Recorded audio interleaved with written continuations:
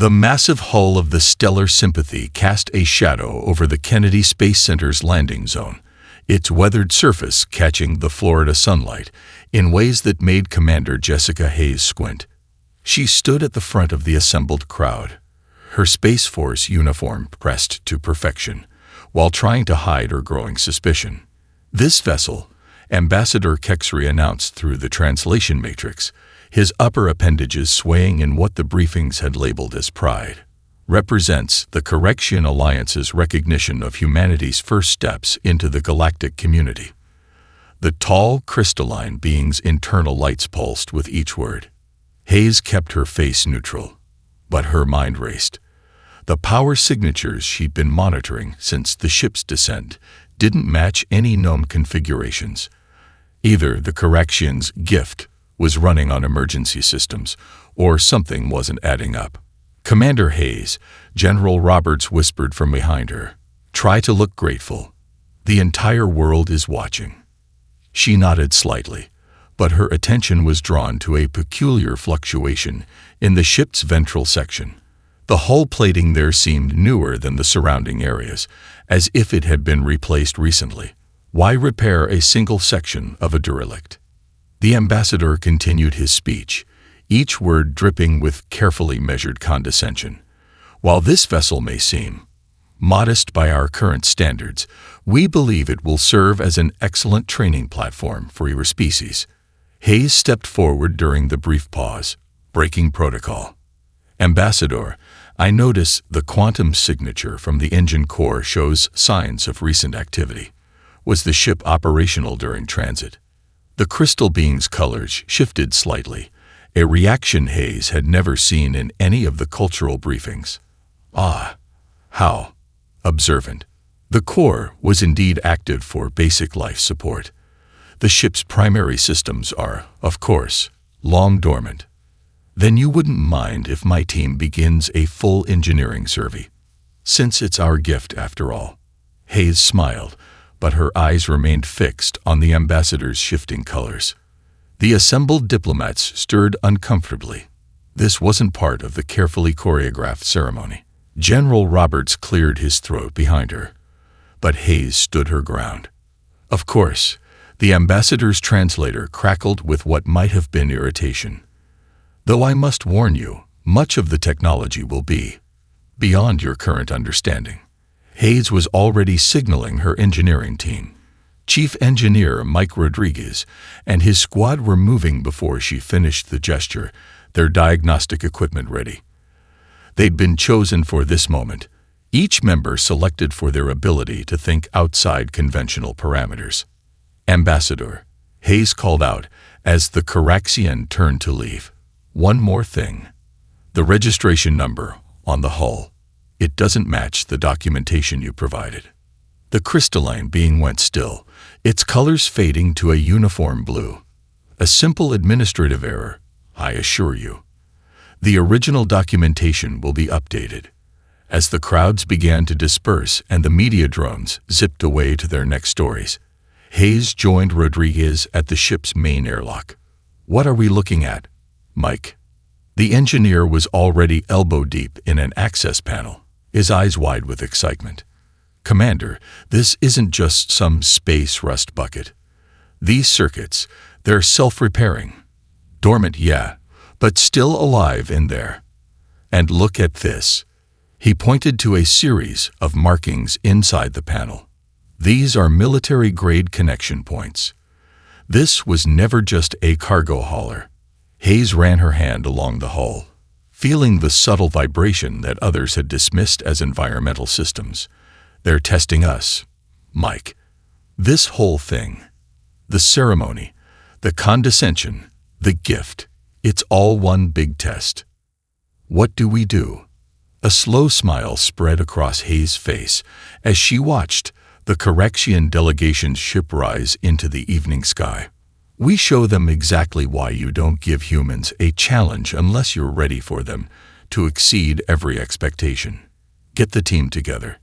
We're going to take this ship apart down to its atoms if we have to." The Stellar Sympathy loomed above them, its shadow growing longer as the sun set. In the fading light, Hayes could have sworn she saw power lines running through the hull, like veins in a sleeping giant, just waiting to be awakened. The ship's maintenance bay echoed with the clatter of tools and excited voices as Commander Hayes studied the holographic display before her. 2 weeks of round-the-clock analysis had revealed more questions than answers about their mysterious gift. "Look at this, Commander," Mike Rodriguez called out, his voice muffled from inside an open access panel. "The quantum drive chamber isn't just bigger than modern versions. It's got some kind of crystal matrix we've never seen before." Hayes ducked under a hanging bundle of cables to join him. The chamber in question pulsed with a faint blue light, despite being supposedly powered down. "How's it still active without main power?" "That's the thing," Mike started, but was interrupted by a crash and a yelp from across the bay. Lieutenant Emily Parker, their quantum specialist, stood frozen, her coffee mug shattered at her feet, but everyone's attention was on the wall where the coffee had splashed. The dark liquid was being absorbed into the metal, and tiny points of light were spreading through the hull like stars appearing at dusk. "Nobody move," Hayes ordered, already recording with her neural link. "Mike, are you seeing this?" The chief engineer was already scanning the reaction. "Nanomaterials. Advanced ones. The liquids activated something in the hull's microscopic structure. According to these readings, they should have died years ago, but they're still active." Hayes touched the wall carefully. It was warm. "They told us this was their oldest, most outdated hauler, but everything we find points to prototype technology."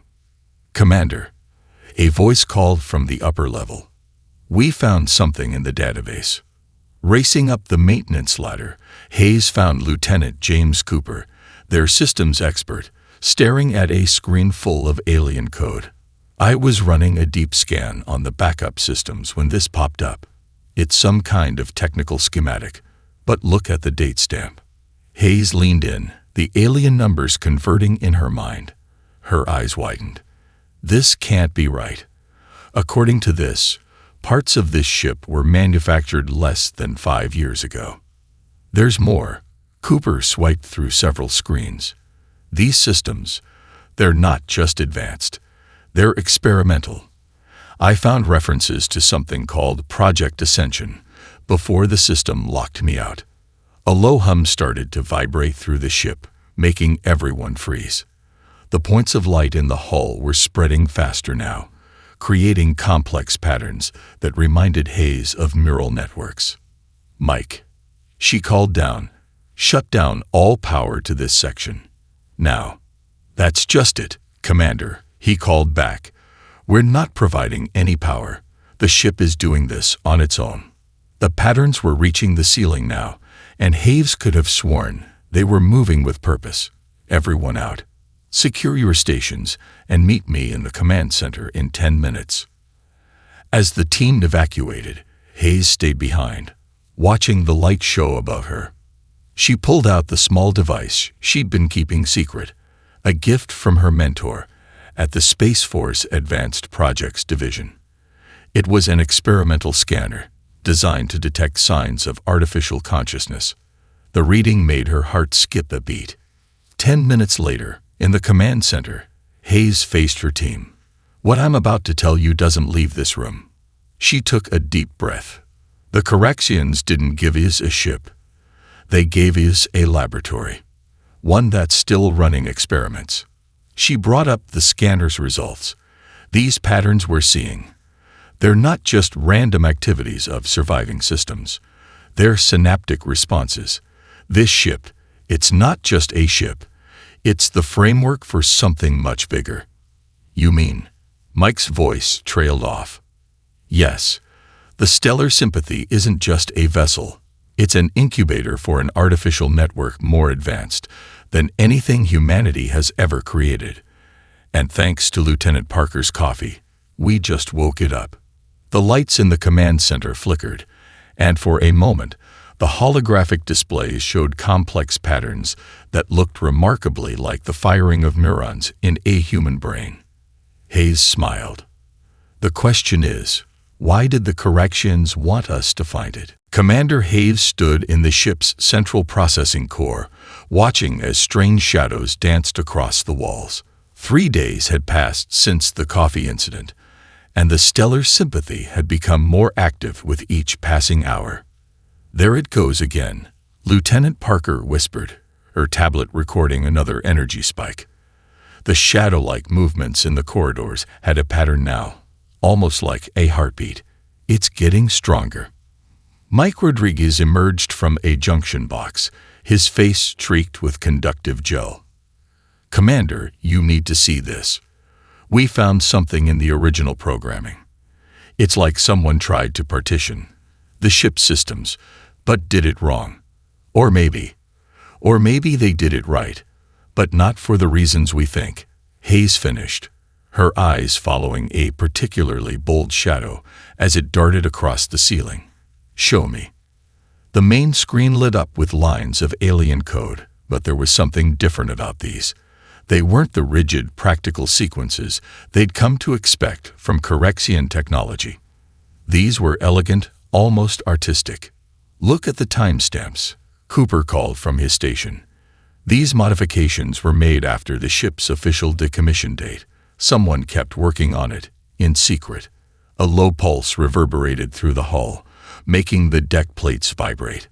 Hayes pressed her hand against the wall, feeling the rhythmic vibrations. "It's not just programming. The ship's trying to wake up." Suddenly, every screen in the core blazed to life. Symbols cascaded down the displays, too fast to read. The shadows on the walls coalesced into complex patterns, and a voice, unlike any they'd heard before, echoed through the chamber. "Protocol. Restore. Initiative. Holy." Parker stepped back, her tablet forgotten. "It's actually talking to us." Hayes moved to the central console. "This is Commander Jessica Hayes of the United Earth Space Force. Identify yourself." The shadows swirled faster, taking on an almost solid form above the console. "Design. Designation. Project Ascension. Primary core. Damaged. Restricted." Mike was already running diagnostics. "Commander, these readings, the ship's not just semi-conscious. It's running on less than 10% of its original processing power. Someone deliberately crippled it." Hayes made a decision. "Cooper, access the backup processors we installed last week. Parker, reroute power from our Earth-based systems. Mike, start bringing our neural interface online." "Commander," Cooper hesitated. "If we do this, there's no going back. The Corrections will know we've modified their gift." "They already know," Hayes said, her voice firm. "This whole thing was a test. They wanted to see if we'd figure it out." She touched the console, and the shadows seemed to react to her presence. "They just didn't expect us to get this far so fast." The next hour was a blur of activity as the team worked to interface their Earth technology with the ship's ancient systems. The shadows grew more defined, the voice stronger with each new connection. Finally, Hayes stood before the fully formed holographic interface. The ship's consciousness, now partially restored, had taken the form of a complex geometric pattern that shifted and flowed like liquid light. Full designation retrieved. The voice was clearer now. Project Ascension Prototype Vessel 7. Purpose: evolution through human innovation. Evolution. Hayes leaned forward. What kind of evolution? Correxian technology reached its peak 3 centuries ago. Stagnation followed. Project Ascension was created to find new paths. Human adaptability was deemed essential to success. Mike whistled low. "They didn't give us a junk ship. They gave us a challenge." "Affirmative," the ship responded. "But warning, others oppose this project. Danger." The message cut off as alarms blared throughout the ship. Cooper's hands flew across his console. "Commander, multiple breaches detected in the outer hull. Something's cutting its way in." Hayes hit the ship-wide comm. "All personnel, battle stations. This is not a drill. She turned to the holographic interface. Can you help us? The geometric pattern pulsed with new intensity. Affirmative. Activating dormant defense systems. Suggestion. Complete neural link integration. Hayes looked at her team, saw the same determination in their eyes that she felt. Do it. Whatever's coming. They're about to learn why you don't corner humans in their own ship. The shadows around them solidified, forming a protective barrier as the sound of cutting torches grew closer. Commander Hayes' neural link burned with information as the ship's interface, now nicknamed Echo, merged with her consciousness. The intruders had been repelled 3 days ago, but the real work was just beginning. Neural synchronization at 60%, Parker called out, monitoring the connection from her station. Commander, your brain activity is off the charts. Hayes floated in the zero-gravity command core, suspended by fields of energy that Echo had manifested. Through their shared connection, she could feel every system, every circuit, every pulse of power through the ship's veins. Mike, she called out, her voice strained. Start the engine test sequence. The chief engineer hesitated. With you still connected. The energy surge cooled. Do it. Hayes opened her eyes, which now shimmered with the same geometric patterns that characterized Echo's presence. We need to know what this ship can really do. The ancient quantum drive hummed to life, its crystal matrix glowing with previously unseen intensity. Through her link, Hayes felt the power build like a rising tide. Echo, she thought, the neural link translating her intentions. Show me everything. The ship's response was immediate and overwhelming. Hidden systems activated throughout the vessel, technologies that the Caraxians had supposedly lost centuries ago. Walls shifted, corridors realigned, and new rooms materialized, as though being remembered rather than created. Commander, Cooper's voice cut through her connection. We've got company. 3 Caraxian vessels just dropped out of quantum space. They're demanding an immediate inspection. Hayes didn't have time to respond. Echo had detected a critical power surge in the drive matrix. The ship's defense systems, operating on ancient protocols, suddenly engage. Everyone hold on, she shouted, both verbally and through the ship's comm. The stellar sympathy shuddered as weapon systems no one had known existed deployed from its hull. Multiple target lock, Parker yelled. The defense grid is active. Hayes dove deeper into the neural link, fighting to understand the rush of alien protocols. Echo, stand down. They're not the enemy. Threat assessment protocol cannot be overridden. Echo's voice resonated in her mind. Primary directive, protect the project. Through the bridge viewport, Hayes watched in horror as energy weapons charged, targeting the approaching Caraxian ships. Her mind raced, processing both human and machine thoughts. Then she saw it, a pattern in the code, a way to bridge the gap between human intuition and machine logic.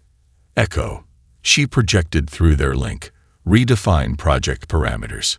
The Caraxians aren't a threat to the project. They're part of it. We need them to witness our progress. The geometric patterns in her vision shifted, recalculated.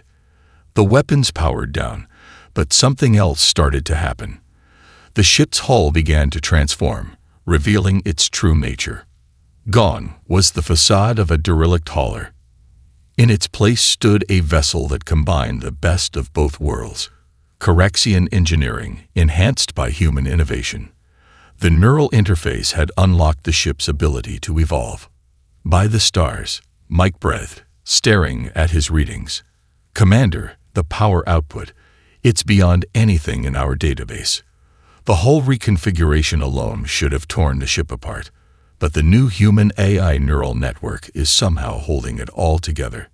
Hayes smiled through the strain of the neural link. Open a channel to the Caraxian vessels.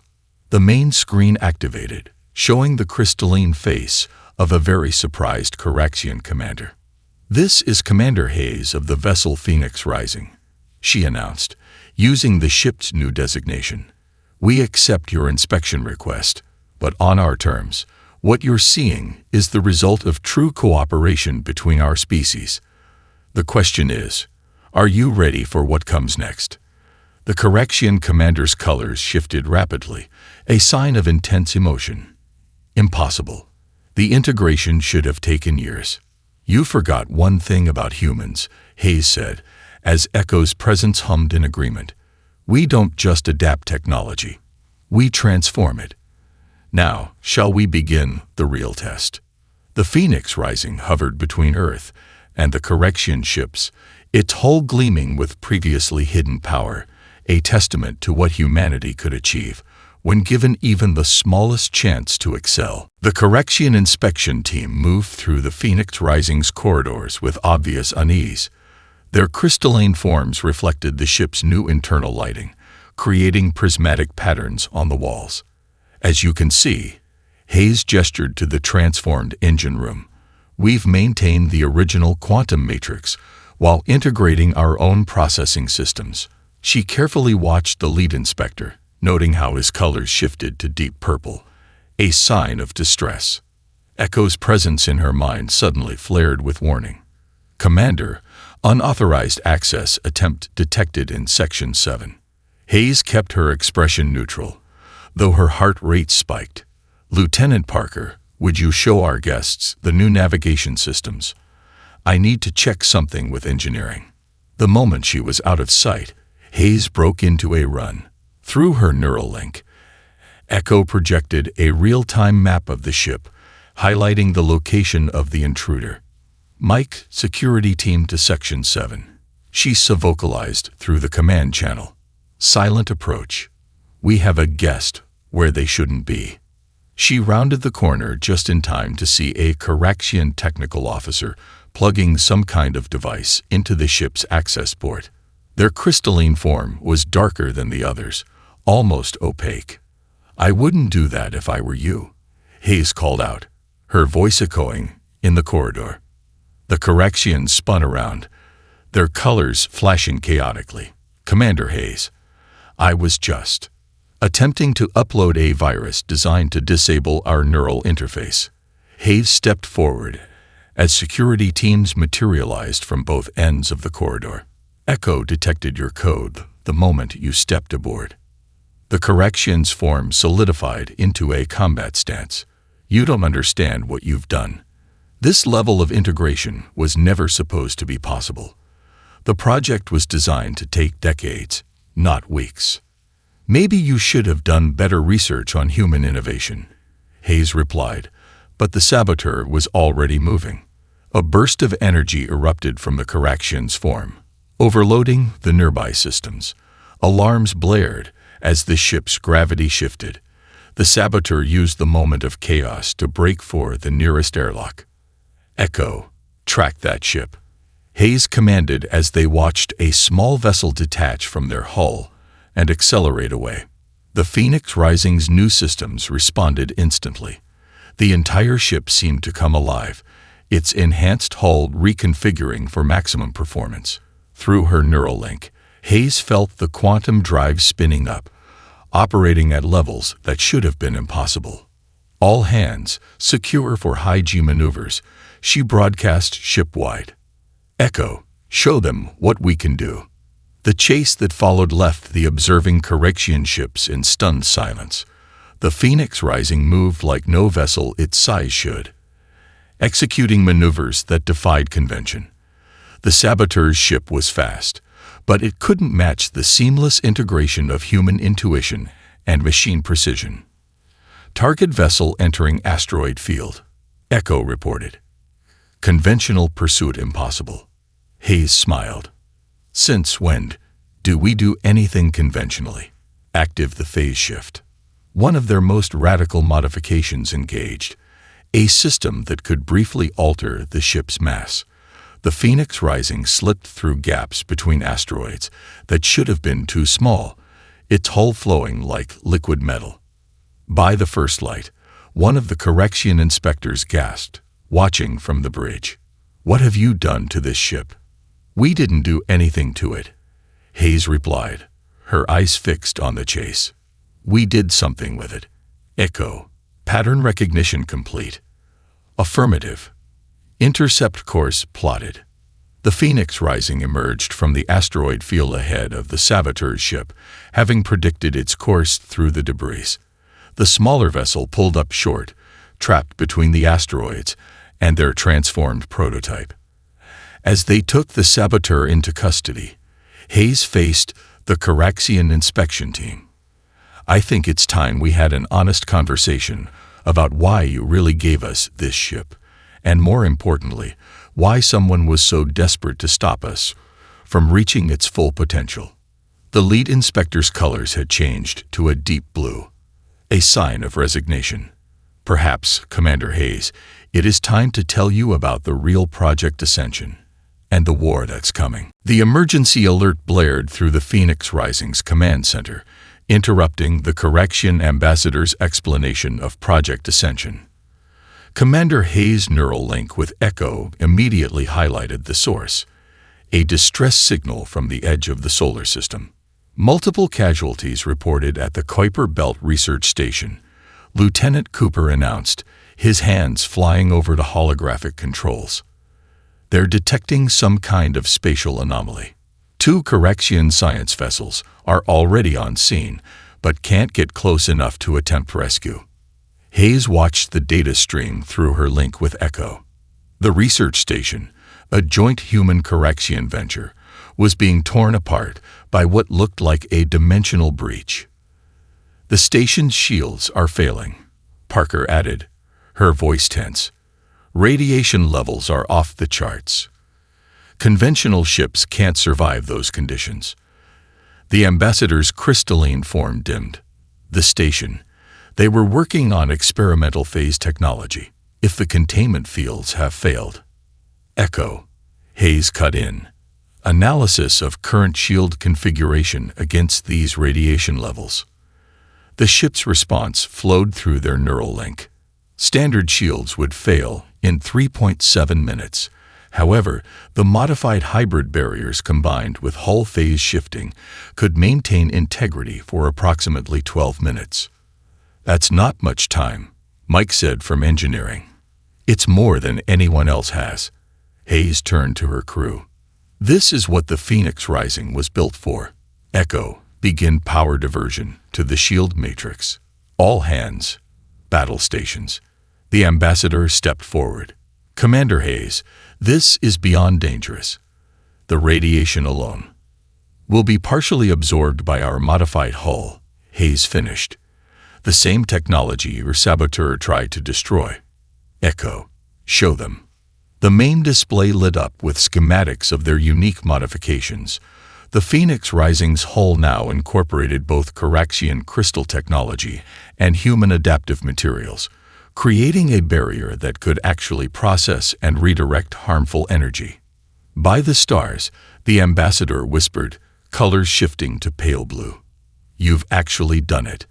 The perfect synthesis of both technologies." "Plot a course," Hayes ordered as she settled into the command chair. "Maximum speed."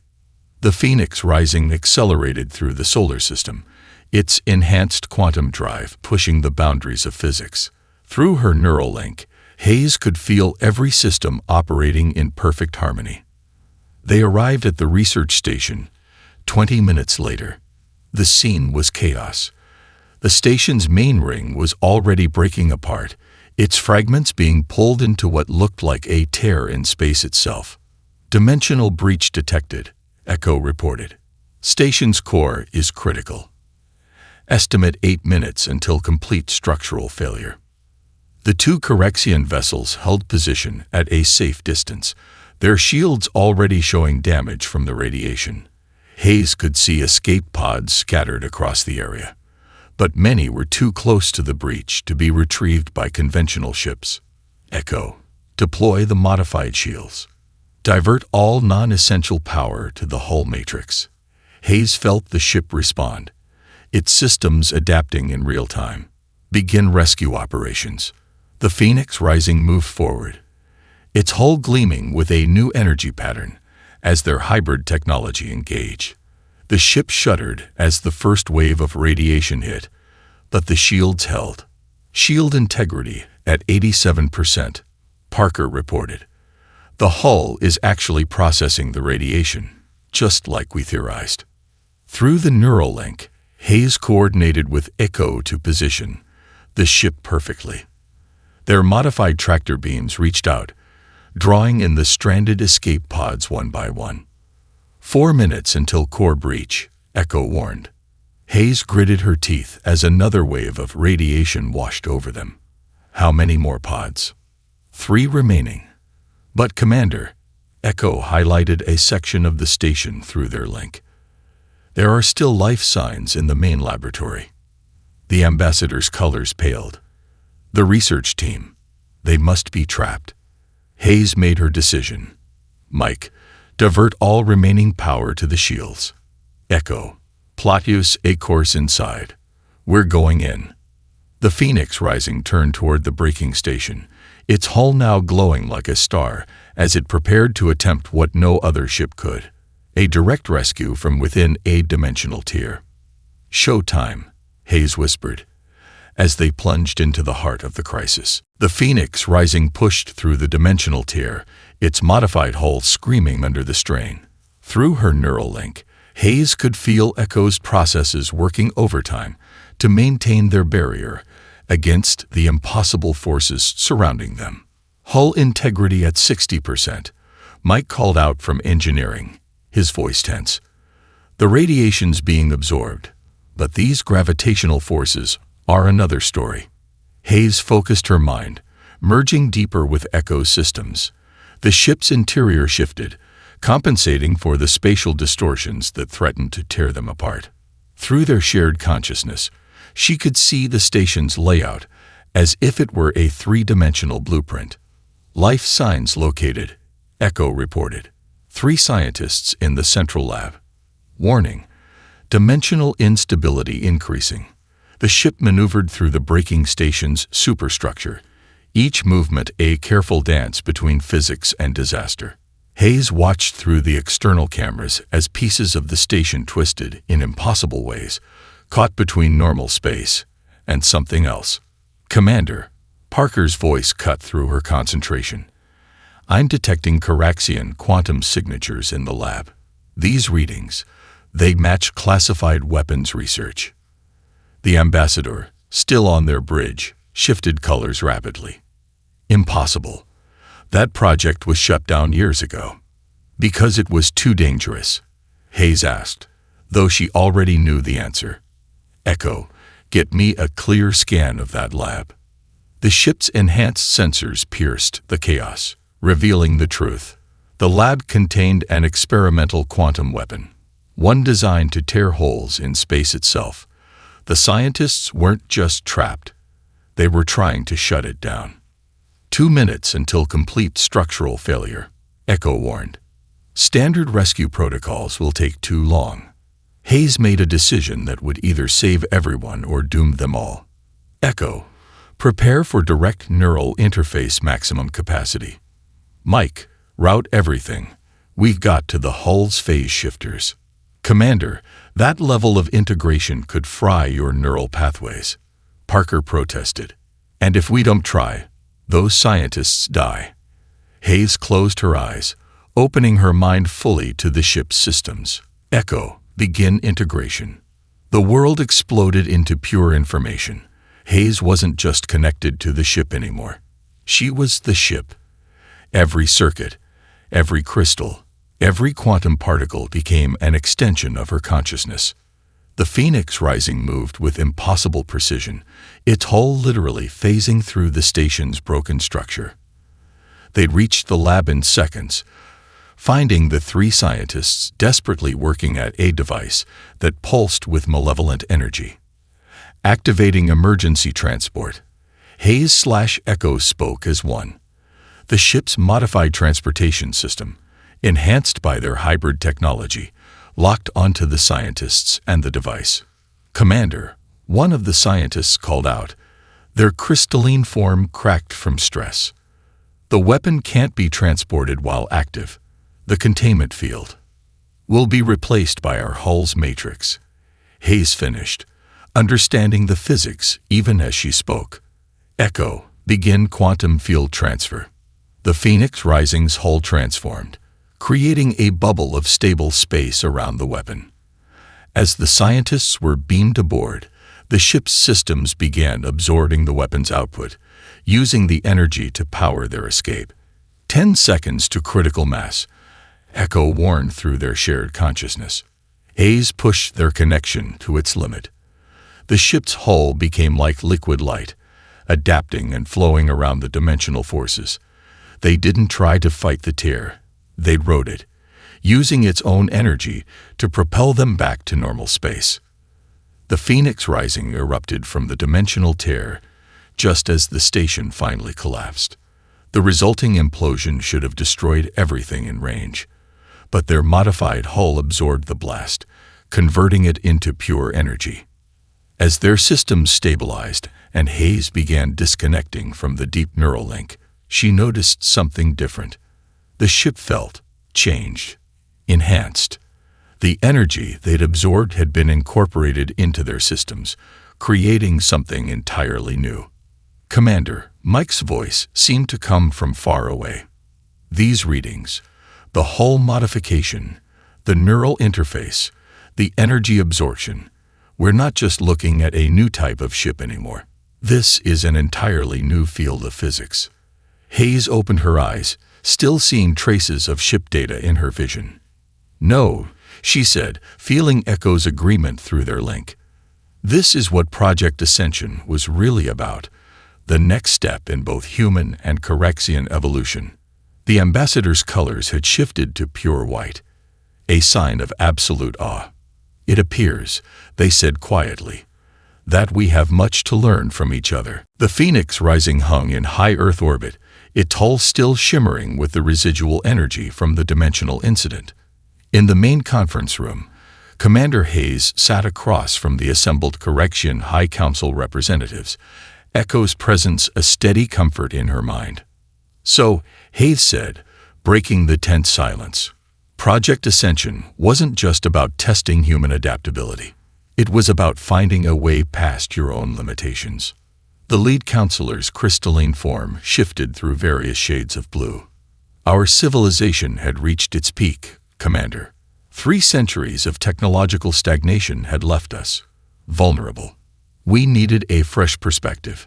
And instead of just asking for help, you decided to test us." Hayes projected the Phoenix Rising's current specifications onto the room's holographic display. "By giving us a ship that was never really broken.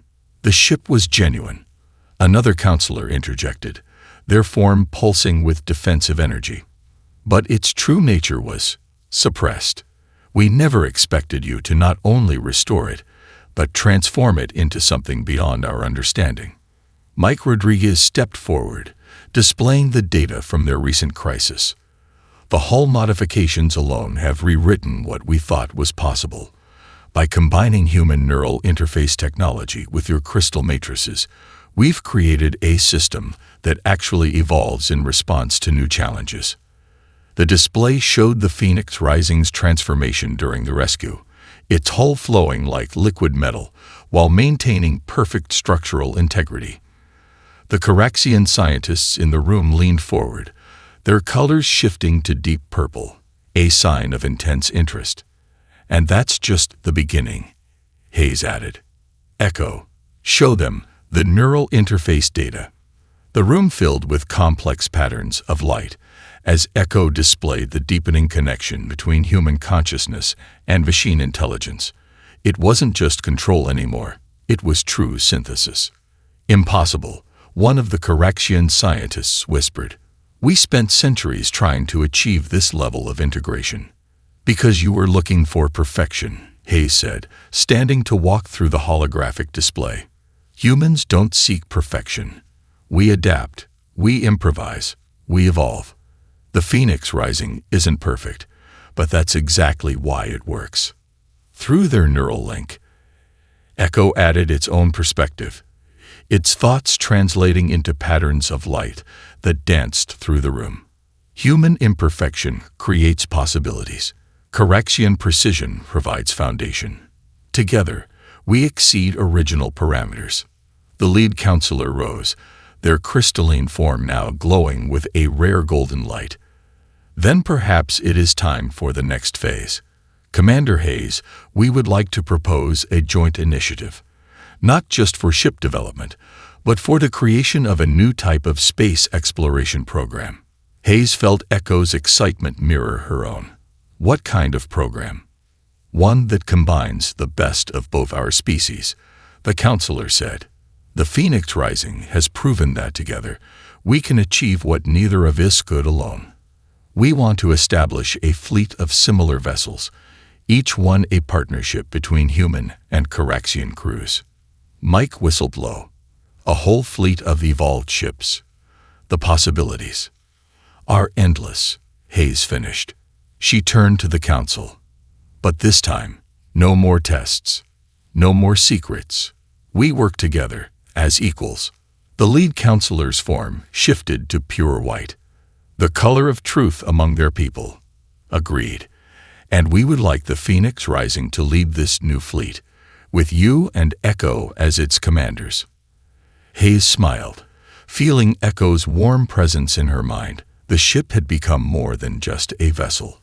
It was a bridge between two civilizations, a living symbol of what they could achieve together.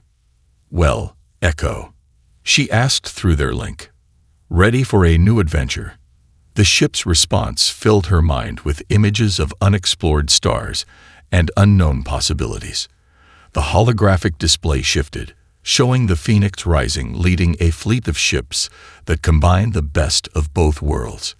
Human innovation and Caraxian technology, each one ready to push the boundaries of what was possible.